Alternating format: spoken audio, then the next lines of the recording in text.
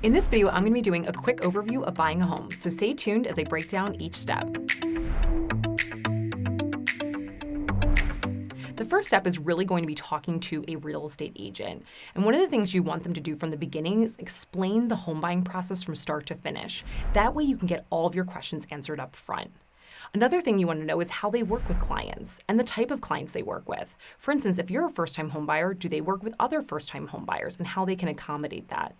Or let's say you have a busy work schedule. Can the agent's schedule work around your work schedule so that you can do showings more easily? They can also talk you through the different neighborhoods and towns you might be interested in, as well as your timeline, especially if you're trying to time the end of a lease with the purchase of your property. They can also talk you through the type of market we're in right now. Are we in a seller's market, a buyer's market, or a balanced market, and what you can expect from that type of market as a buyer.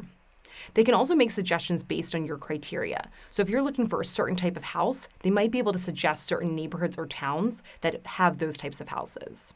The next step is really going to be talking to a lender. And I always suggest doing this sooner than later. The biggest reason is your credit score. Some people think that they have a great credit score, and then they find out that their credit score is actually lower when it comes to a lender. And that's because lenders have different parameters that they look at for credit than, say, maybe Credit Karma or things like that. Now, your credit score is going to determine the interest rate that you get and the type of loan you get, whether you're an FHA or a conventional loan. And I always suggest using an agent's recommendation when it comes to a lender. That's because your agent has used this lender multiple times and they've had successful closings with them, and they have a local reputation to uphold. A lender can also back into your budget. So let's say you have $30,000 to dedicate to this home purchase and you want to keep your mortgage payment under $1,900 a month. If you let the lender know those two numbers, they can tell you what you ultimately can afford. A lender can also talk you through whether it makes sense to wait and save more money for maybe your down payment or closing costs, or if you actually have the ability to buy now or in the near future based on the savings you already have. The next step is going to be setting up a property search. I always like to do this through the MLS. The MLS is the multiple listing service. This is the system that all agents use to enter their listings. And sites like Zillow and Realtor.com actually pull from the MLS. So if you have a custom property search through the MLS, that means it's going to be super accurate because it's from the original source. One of my favorite features about this property search tool is that I can do a custom map.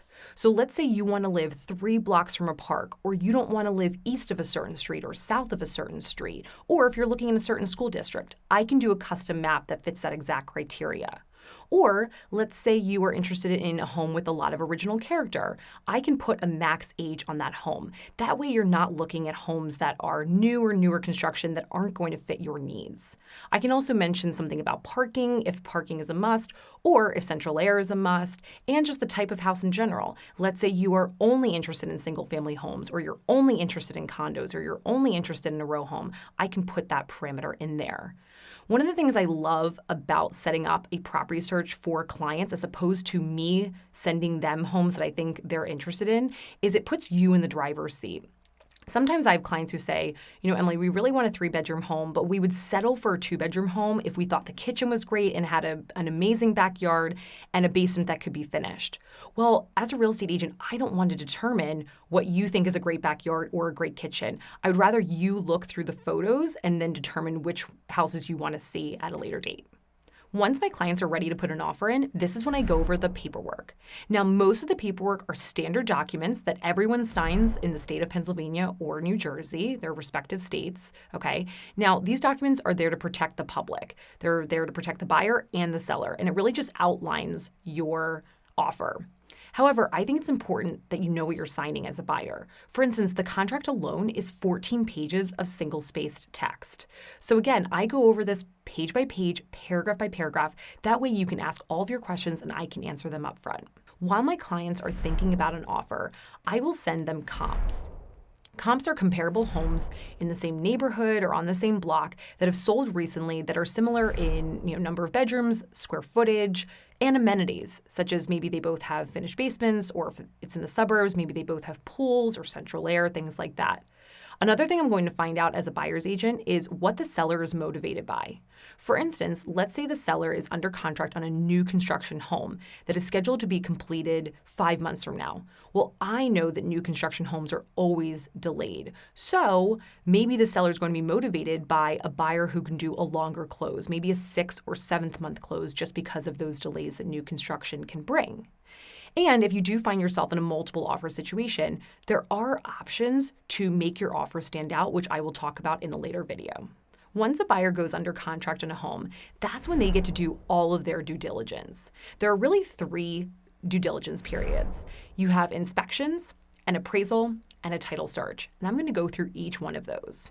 So the first one's inspections. This is when you can get a home inspection on the property, and when a home inspector is going to go through the property with a fine-tooth comb and make sure there are no major material defects that would prevent you from buying it. The next step is an appraisal. So if you are getting a loan on a house, that means the lender is going to want to appraise the property. The reason for this is if you were to go under financially and they need to sell your asset, they want to make sure that they can recoup their money and that they can at least sell it for the price that you paid for it, if not more. And then finally, title. So title insurance is going to be where a title company goes back 60 plus years of ownership, and they're going to look at deed to deed and make sure that everything was passed down properly. They're also going to make sure that there are no judgments or liens against the property or no past gas bills or water bills that you would then have to inherit. And just generally speaking, it's just to avoid someone knocking on your door in 10 years and say, hey, I actually own this property. The last step is going to be doing a final walkthrough of the property. And I always try to do this right before you go to closing. The reason for that is once you sign all of the paperwork, the house is yours. So during your walkthrough, that's when you're going to look and make sure that the basement didn't flood, that the roof didn't leak, that all the windows are intact, that there are no huge holes in the walls, things like that. And then at closing, you're going to sign all of the title docs and all the lender docs.